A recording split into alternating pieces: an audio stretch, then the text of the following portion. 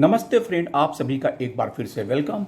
और फ्रेंड्स, बात करते हैं कि forum of bank pensioner activist Shri GN Shukla ji ने एक मैसेज शेयर किया। Your problem is mine too. No pensioners made any complaint to us nor request that we should do something about their problems.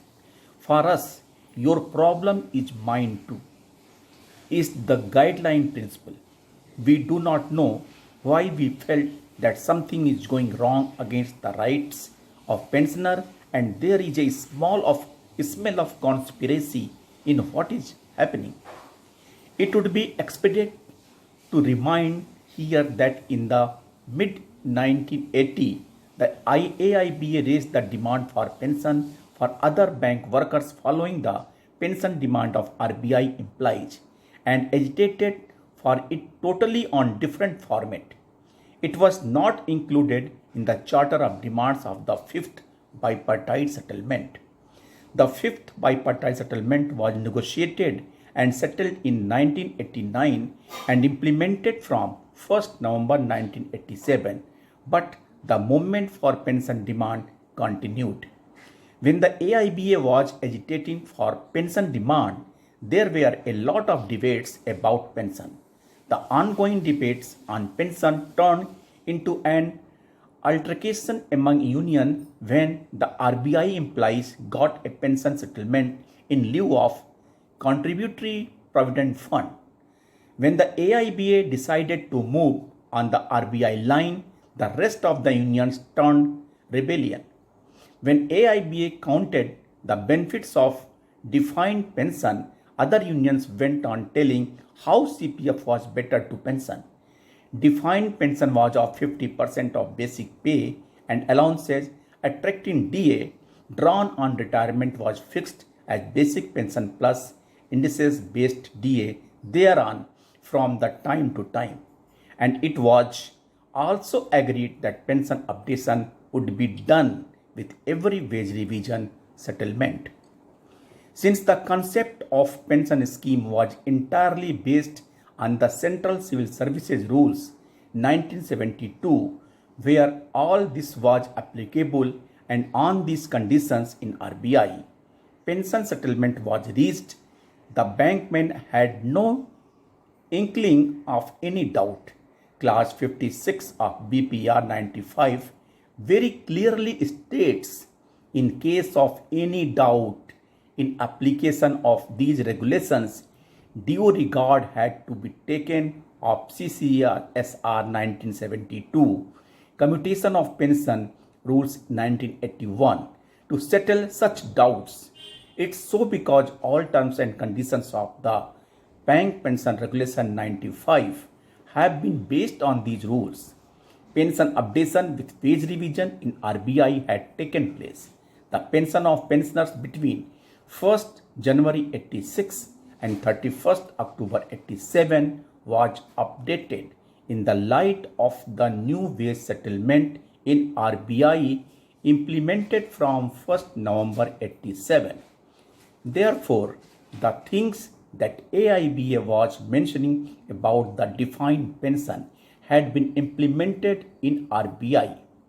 In this way, everything was agreed to be on the RBI line, and what was in RBI was in front of all the bankmen. The concept of defined pension was based on the following three pillars. First, 50% of the basic pay and allowances attracting DA drawn on retirement would constitute basic pension.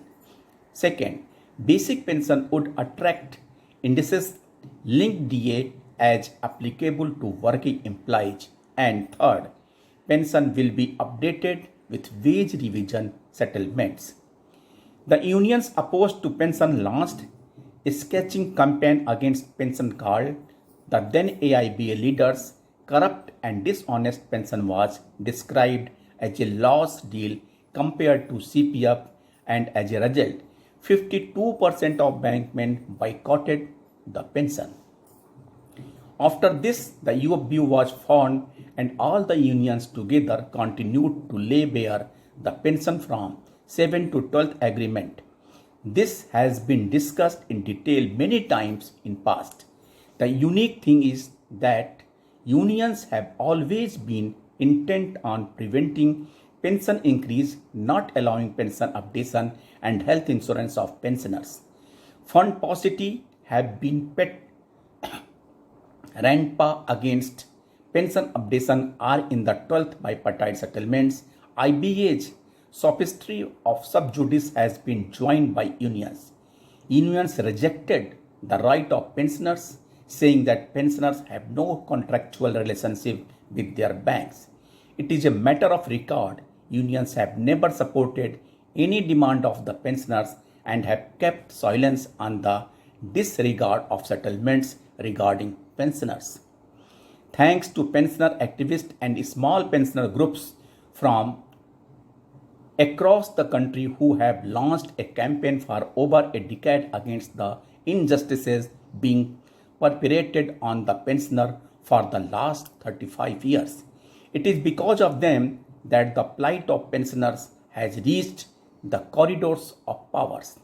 The finance minister supporting statements 30% family pension, 100% DA to pre-November 2002 pensioners, increase in ex gratia of pre-1986 retirees, pension to resignees are the result of continuous movement of activists and the pensioner groups. In this talks, Sri Girish Chandra Arya, National Secretary of and in charge financial sector of BMS, has played pioneering role on the initiative of the central leadership of Bharatiya Mazdoor Sangh, whose constant endeavors at ministry level brought about decisions.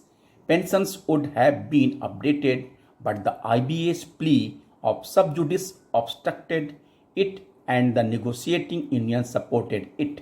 So, the pension updation could not be achieved on 8 March 24.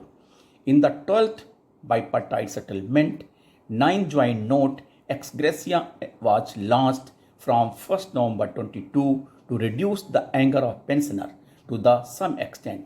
However, ex gratia settlement restored the pensioners' contractual relationship with their banks buried on 25th May 2015 by IBA and unions.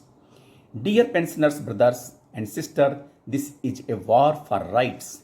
No matter how big the war and resulting collateral loss is, we know that people are losing life.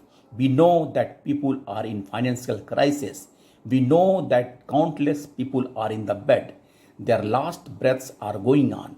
But we are committed to fighting until breathing.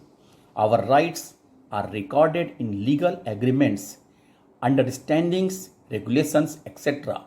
Pensioners are not making any new demand at this time. Rather, they are demanding the implementation of the settled and accepted demands. Pensioners are living alienated life due to the betrayal of their former unions. They are dying untimely due to lack of health insurance. War, it is not to be taken lightly. It is always formidable until it is won. ये एक युद्ध है, जब तक जीते नहीं तब तक युद्ध में लगे रहना है. थैंक यू फ्रेंड्स, नमस्ते.